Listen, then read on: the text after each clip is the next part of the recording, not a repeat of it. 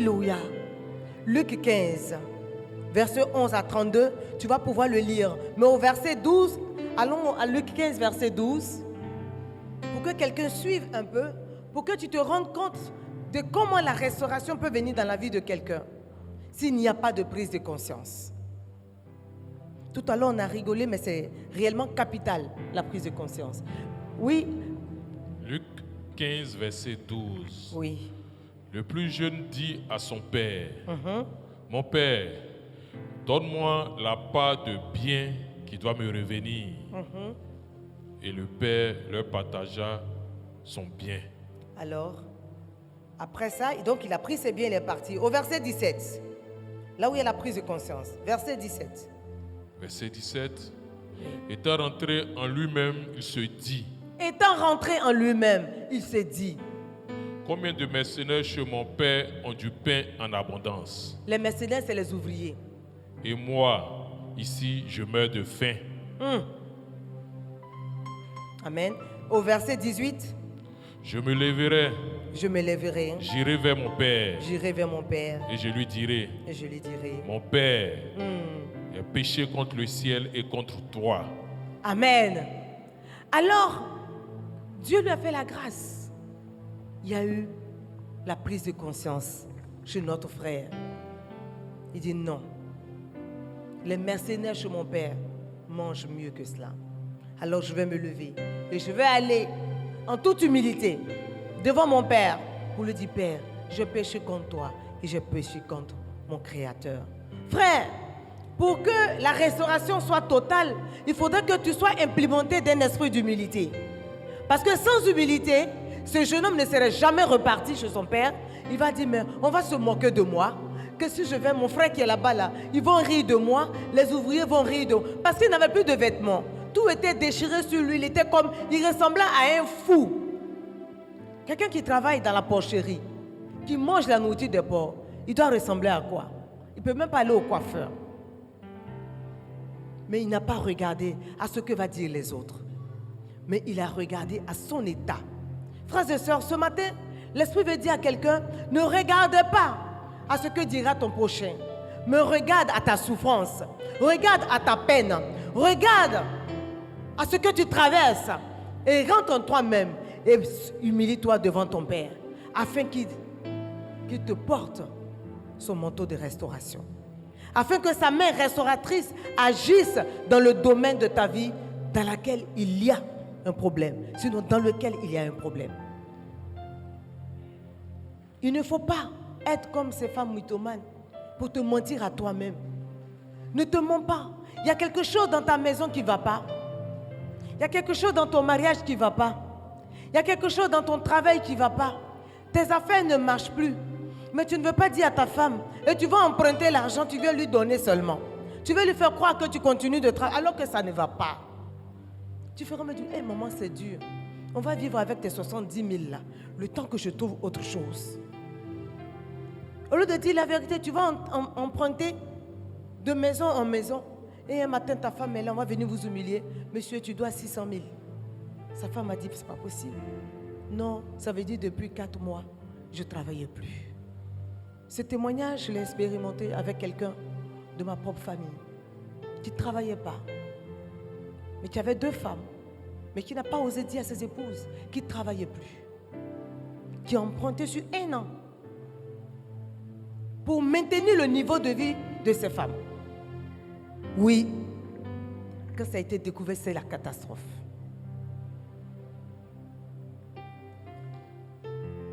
Soyons humbles et humilions-nous devant le trône de grâce du Seigneur. C'est alors qu'il va nous apporter son amour. C'est alors qu'il va guérir nos plaies. Tu as une plaie qui a besoin d'être pansée. Tu as une plaie qui a besoin d'être guérie. Tu as une plaie qui a besoin de pansement. Je ne sais pas où est située ta plaie dans ta vie, mais viens devant ton Père et dis-lui, papa, j'ai une plaie là. Mais comme je porte robe longue là, on ne voit pas. Papa, mets-moi alcool dessus. Papa, j'ai besoin de compresses. J'ai besoin de sparadrap. Mais sinon, si j'ai une plaie ici, est-ce que tu peux voir? Personne ne saura. Je vais boitiller. Et puis un matin, on va dire non, on a amputé son pied. Parce que tu n'as pas dit. Parce que tu n'as pas avoué. Tu ne t'es pas avoué à toi-même. Parce que tu t'es menti à toi-même. La restauration n'est pas possible sans humilité. Tu as besoin d'humilité pour que la main de Dieu te touche. Tu as besoin d'humilité. Parce que pour prendre conscience, il faut être humble. Parfois, on est méchant et on dit on est gentil. Amen. Alors que tous tes actes et tes actions que tu poses sont des actions de méchanceté. Mais toi-même, tu te convaincs que je suis une femme gentille.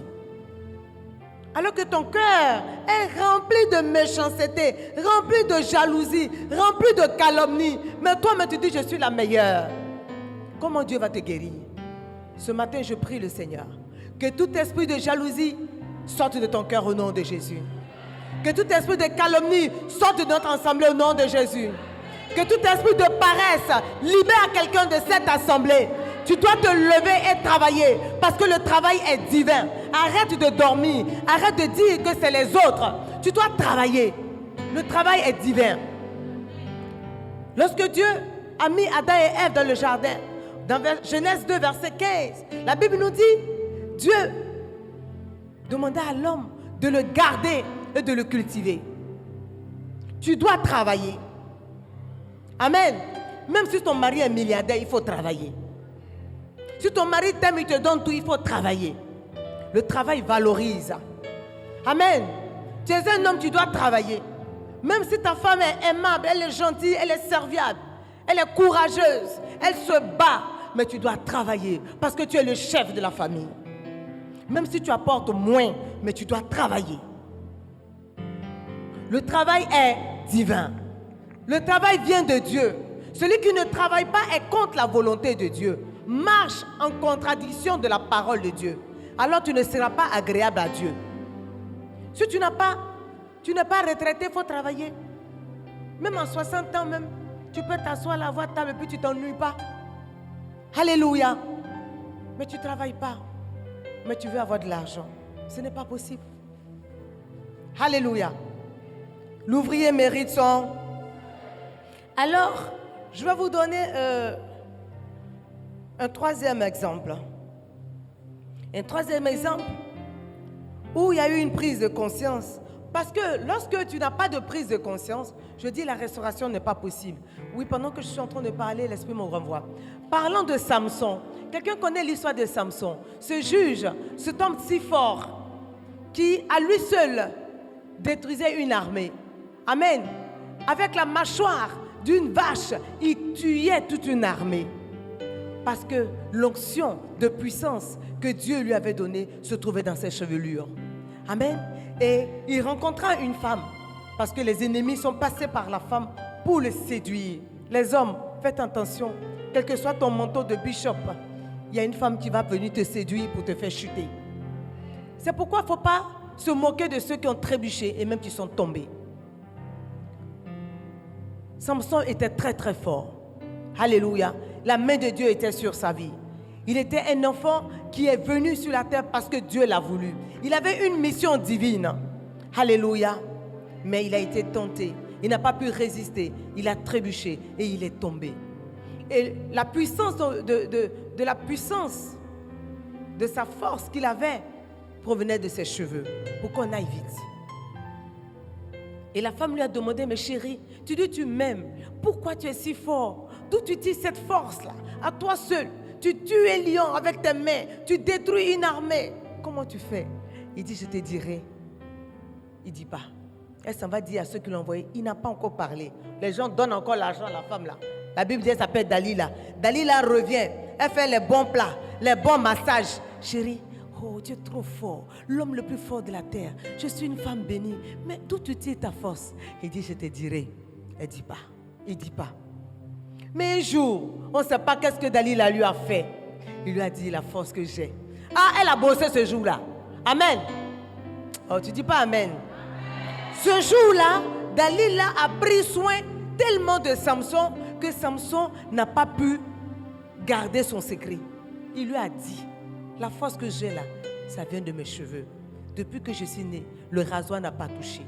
C'est la révélation qu'a reçue ma mère. Donc si mes cheveux tombent là, c'est fini. Il n'y a plus fangant dans moi.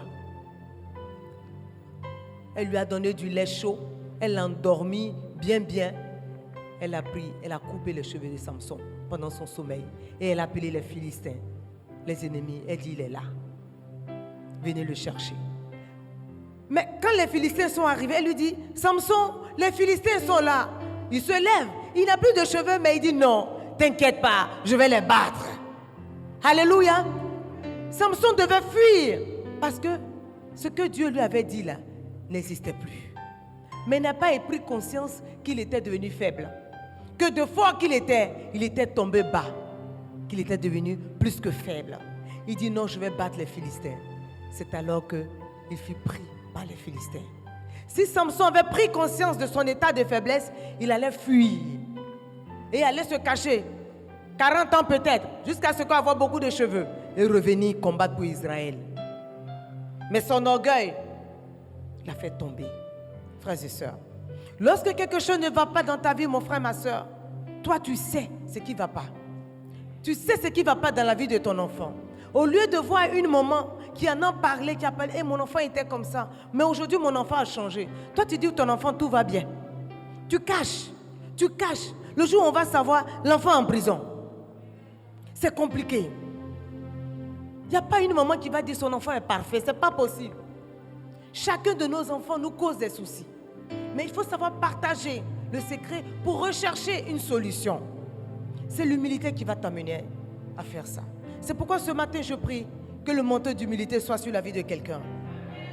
Je prie que le manteau d'humilité descende sur ta vie au nom puissant de Jésus. Tu as besoin d'être dans l'humilité. Une grande humilité pour expérimenter la main de Dieu.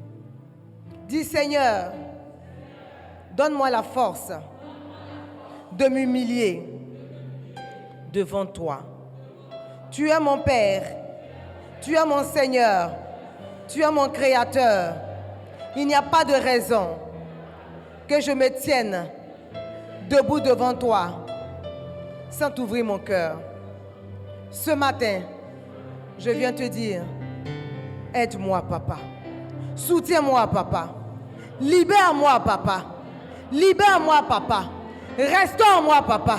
Au nom puissant de... Amen. Et le deuxième point,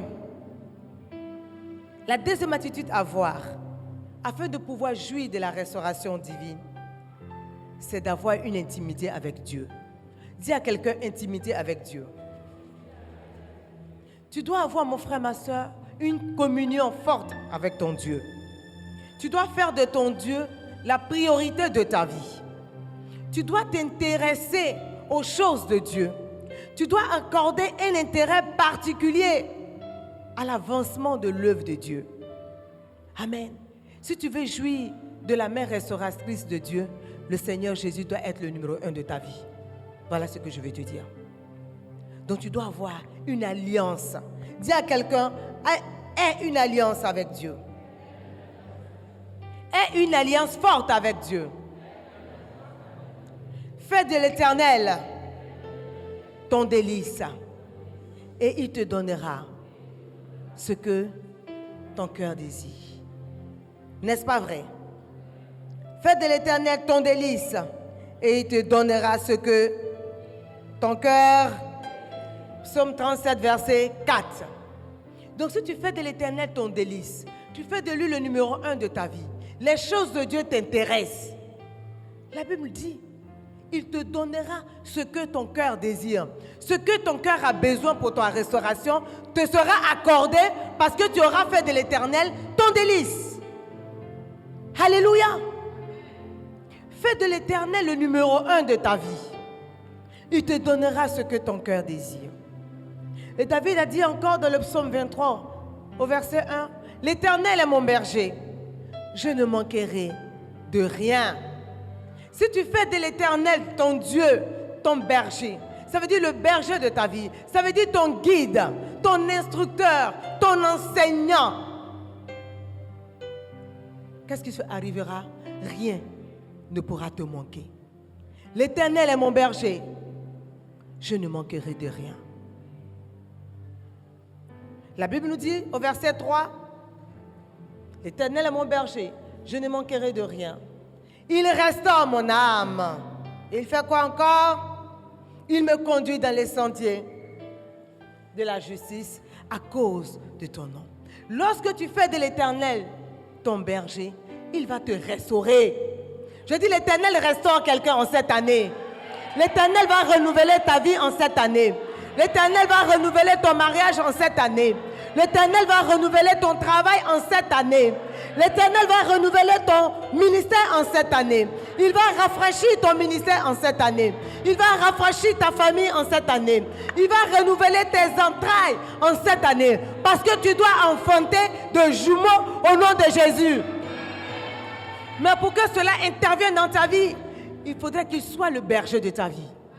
Qu'il soit le guide de ta vie. Qu'il soit ton mentor. Qu'il soit ton coach. Hey, arrête de te mettre beaucoup de coachs sur Facebook là, à dos. Toi seul, tu as 4 coachs que tu suis sur Internet. Ce n'est pas de ce coach-là que je parle. Je veux te parler du coach des coachs. Amen. Je veux te parler du coach des coachs qui s'appelle Jésus-Christ de Nazareth. Si tu le laisses coacher ta vie sera une vie de gloire. Ta vie va présenter les merveilles de Dieu. Fais de l'Éternel ton délice. Il te donnera ce que ton cœur désire. Frères et sœurs, pour que la restauration divine soit ton partage, tu dois être conscient que tu as une maladie quelque part. C'est alors que le médecin par excellence va te soigner et te guérir. Amen. Pour que la main restauratrice de Dieu intervienne dans ta vie, il te faut avoir une intimité avec ton Dieu. Il te faut avoir tes moments de méditation, tes moments de lecture, tes moments d'adoration, tes moments de louange, tes moments d'enseignement. Laisse-toi enseigner par le Saint-Esprit. Frère, ce sont ceux qui ont une alliance avec Dieu qui expérimentent la restauration divine. Sinon, la vie était combat. Nous subissons les affres du méchant. Même David a subi la méchanceté de son fils Absalom. Est-ce que quelqu'un le sait? Son propre fils l'a chassé du pouvoir. Son fils, ce n'est pas un fils adoptif. L'enfant que lui-même, il a eu avec une de ses femmes. L'enfant s'est levé contre le trône de son père. Et David a fui devant son fils. Tu voulais le faire tuer. Alléluia. Tout est possible dans cette vie. Lorsque nous parcourons les Écritures, ce que tu as vu hier, là, tu dois te dire, quand tu vis cela, tu dis c'est possible. Mais au moins ce que je sais, c'est qu'après, la main de Dieu est intervenue. Alléluia. David a subi Absalom. Amen. Dans 2 Samuel 15, versets 13 à 14, David a perdu la royauté. Et il a pris la fuite. Oui. 2 Samuel 15, verset 13. Quelqu'un vint informer David et lui dit, le cœur des hommes d'Israël s'est tourné vers Absalom. Et David dit à tous ses serviteurs qui étaient avec lui à Jérusalem, Amen. Levez-vous, fuyons, car il n'y aura point de salut pour nous devant Absalom. Amen. Son propre fils, il a fui. Il n'a pas fait comme Samson. Parfois, ayez la sagesse de Dieu. Il connaît le cœur de son fils, mais malgré tout, il l'aimait. Il a fui et il a laissé ses femmes. Et la Bible nous dit, Absalom a couché avec toutes les femmes de son père. Oui. Amen. Et il chassait son père pour le terminer. Mais la fin est glorieuse. À la fin de tout ce drame, David est redevenu roi d'Israël. Amen. Il a été totalement restauré. Après, il va falloir lire ce 2 Samuel 15 à la maison. Et puis tu vas voir ce qui s'est passé.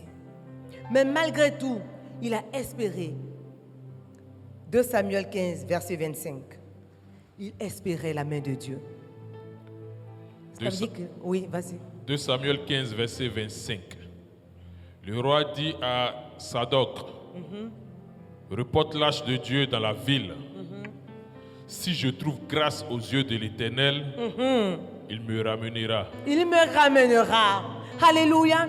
Voyez-vous, David, le grand roi David, qui a fait tomber Goliath, qui a libéré son peuple, a fui devant son fils. Mais malgré tout, dans son retranchement, il était conscient. Il a dit, si l'Éternel me fait grâce, il me ramènera. Amen. Il n'a pas compté sur son intelligence, sur sa force, sur son armée à lui, sur les hommes fidèles qui lui étaient restés. Mais il a compté sur la main de Dieu. Est-ce que quelqu'un ici ce matin veut compter sur la main de Dieu pour retrouver la position qu'il a perdue? Tu as perdu quelque chose est sorti de ta vie. Mais ce matin, l'Esprit de Dieu est venu te dire, c'est la main de Dieu qui va te redonner ce que tu as perdu. C'est la main de Dieu qui va venir te redonner ce que le diable t'a volé. Amen. Tout ce qui t'a été volé, tu peux le retrouver. Mais ce n'est pas la main de Dieu. Ce n'est pas par ta force, ni par ton intelligence, mais c'est par son esprit, dit l'Éternel. Alléluia. Amen, amen. Donc il a pris conscience de son état, de sa faiblesse du moment. Il a invoqué Dieu. Et il est redevenu roi. Et son fils est mort. Il a demandé à ceux qui allaient combattre. Il dit, ne touchez pas à mon fils. À un moment donné, ses alliés lui ont dit, mais toi là, le gars veut nous tuer. On va combattre ton fils, tu nous dis de ne pas le tuer. Il dit, non, allez-y, mais quand même, faites tout, mais préservez sa vie. Ça, c'est l'amour d'un père envers son fils. Malheureusement, ce n'est même pas quelqu'un qui a tué son fils, c'est la main de Dieu. Amen. Parce qu'il était sur le cheval et il y avait quelque chose qui était accroché là, qu'il a pris comme ça. Il a été brocheté. Il est mort. Mais celui qui est venu le terminer là, David même l'a fait tuer. Donc quand il y a palabre entre monsieur et madame, entre maman et puis son enfant, il faut savoir parler. Amen. Tu veux régler le problème de couple, il faut savoir parler, sinon tu restes au milieu. Amen. Tu n'as pas bien dit amen. Si tu as deux sœurs là, elles sont copines depuis 18 ans. Elles sont des jumelles. Et puis elles ont fait petit palabre. Et puis on dit de régler. Tu vas venir te mettre dedans pour te jouer. Tu vas rester au milieu. Elles se connaissent depuis 18 ans. Toi, tu viens de les connaître il y a 3 ans en bénédiction ici. Et puis tu te mets au milieu. Tu vas rester au milieu. Amen. Tu les aides à se réconcilier, mais dans l'amour, en étant partial. Tu ne parles pas ici, tu ne parles pas mauvais à gauche, tu ne parles pas, tu vas rester au milieu, tu vas avoir honte. Alléluia. Alors voilà ce que la main de Dieu fait dans la vie de quelqu'un. Ce matin, tu as vu, la prise de conscience est importante pour toi, mon frère, ma soeur. Soyez conscients de votre état de maladie. Nous sommes ici parce que nous sommes tous malades. Chacun de nous a sa maladie. Ma maladie n'est pas la maladie de la maman. La maladie de la maman n'est pas la maladie de mon fils là-bas. Chacun de nous a sa maladie. Et nous sommes venus dans notre maison, dans la maison de notre papa, afin que lui-même, qui est celui qui guérit, nous guérisse tous. Ma prière pour toi ce matin, que ce qui était dysfonctionné dans ta vie soit repositionné au nom de Jésus. Que tout ce qui était boiteux commence à courir au nom de Jésus. Et la Bible nous dit dans Joël 2, verset 28, la Bible nous dit, je vous remplacerai les années que les sauterelles, le gélec, le asile, le gazam a dévoré. Ainsi parle l'Éternel. Ce matin, je viens dire à quelqu'un, l'Éternel va te redonner ce que les sauterelles ont mangé dans ta vie. Ce qui t'a été volé te sera redonné. Je dis, tu vas moissonner parce que les plantes qui ont perdu leurs feuilles vont régermer et vont porter du fruit. Les sauterelles ont dévoré ton champ. Le Seigneur te dit ce matin, ce que les sauterelles ont mangé dans ta vie, lui Dieu, il te les redonne. J'envoie ce matin un vent de confusion dans le camp de tes ennemis. J'envoie le vent de confusion afin que quiconque t'avait volé quelque chose soit dans la confusion au nom de Jésus. Quel que soit ce que tu as perdu, quel que soit le caractère et le nom du voleur, il sera dans la confusion totale au nom de Jésus. Quel que soit celui-là même qui t'a fait pleurer hier, il va pleurer au nom de Jésus. Je dis, il va pleurer au nom de Jésus. Je dis, la graine, l'ivraie que le méchant a sémé dans ta vie, oui, ce méchant va moissonner cette ivraie. J'ai dit, cette ivraie sera sémée dans son champ au nom de Jésus. J'ordonne au vent de la restauration et le vent de faveur divine de souffler dans tous les domaines de ta vie ce matin. Le vent de restauration souffle dans ta vie ce matin. Le vent de faveur souffle dans ta vie ce matin. Le vent de faveur te rétablit ce matin. Le vent de restauration te repositionne ce matin. Ce que tu as perdu t'est redonné au nom de Jésus.